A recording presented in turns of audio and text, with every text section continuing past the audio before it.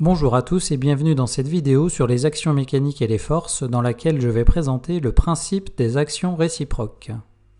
Le principe des actions réciproques a été énoncé par Isaac Newton, un physicien anglais du XVIIe siècle, dans son ouvrage intitulé Les Principia Mathematica.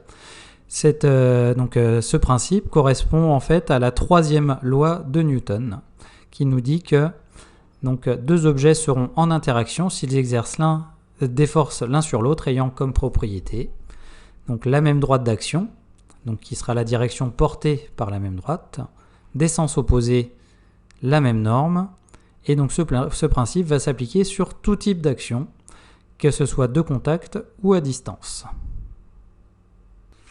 Le principe des actions réciproques peut s'appliquer sur l'interaction gravitationnelle. Si je considère le Soleil et Jupiter, leurs centres respectifs, je trace la droite qui passe par les deux centres et je peux représenter la force exercée par Jupiter sur le Soleil, la force exercée par le Soleil sur Jupiter. Je vois que mes deux forces sont sur la même droite d'action, ont des sens opposés et la même norme, F de J sur S est égal à moins F de S sur J.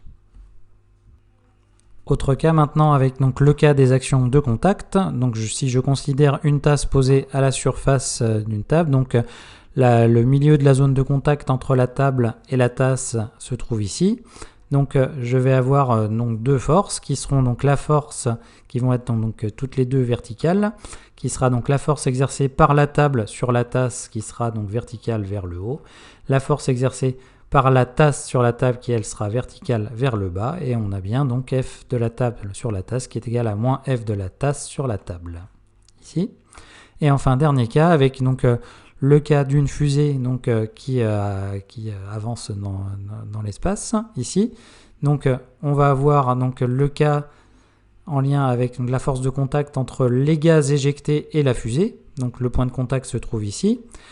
La droite correspondante est dans l'axe de la fusée ici, et on a deux forces qui s'appliquent. La première force est la force exercée par la fusée sur les gaz, et l'autre force est la force exercée par les gaz sur la fusée, et on a bien F de fusée sur gaz qui est égal à moins F de gaz sur la fusée.